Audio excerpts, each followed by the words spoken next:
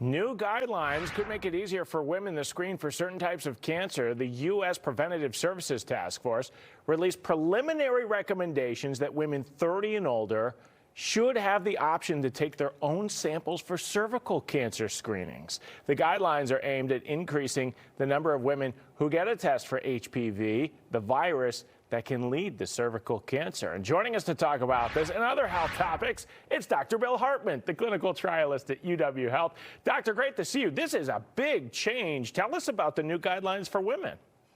Right. This is about as big a change as come in women's health in quite some time. Where women typically have gone with their pap smears throughout their lives, now between the ages of 30 and 65, they can just be tested for HPV. This test can come in the doctor's office, or there's a new self-collection test that can be mailed in so that they can get a result. This way, more people should be able to be tested, more people should be able to be screened, and that should improve the access to these screens so that more women are not missed with having cervical cancer. This is so interesting. So for women who are 30 and older, does this replace the pap smear? This is replacing the pap smear, and the pap smear previously was recommended really every 3 to 5 years. This HPV test, if it's negative, they just recommend repeating it in 5 years. And so every 5 years between the ages of 30 and 65, you can go to your doctor to get the HPV test, or you can do your own self-collection and mail it in. And tell us about this self-test, because this is kind of new, and obviously the pap smear is very routine in U.S. the healthcare system, but it's a bit intrusive. Now that you can do this yourself?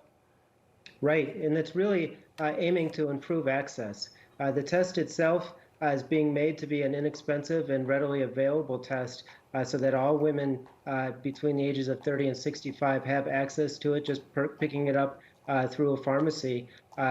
They're able to take that test, send it in, and get their result. And this is really to improve the rate of overall screening so that more women can screen themselves for cervical cancer. I'm glad you're talking about access, because cervical cancer, I mean, that's one of the most treatable kinds of cancer if you catch it early. But a report in 2021 found 25% of women not up to date on their cancer screenings. Right, and so this is a big problem.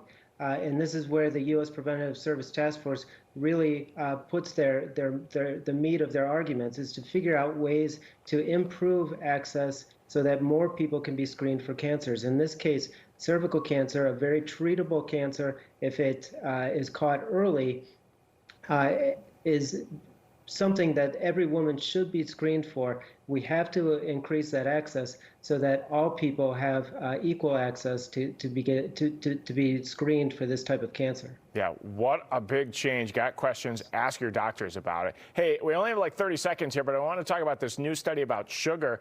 Fascinating results on the sugars we eat versus what we drink. What did the study find?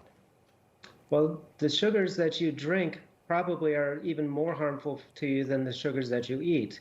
The sugars that you drink are associated with increased rate of heart failure, increased rate of atrial fibrillation, and increased rate of stroke.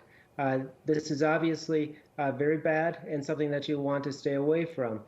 The study, though, did have some good news in that the occasional sweet treat once or twice a week actually showed that you had improved risk profiles for these cardiac diseases versus abstaining from sugars altogether. What if you go to Culver's like 6 times a week asking for a friend? Not so good. We may have to talk about that.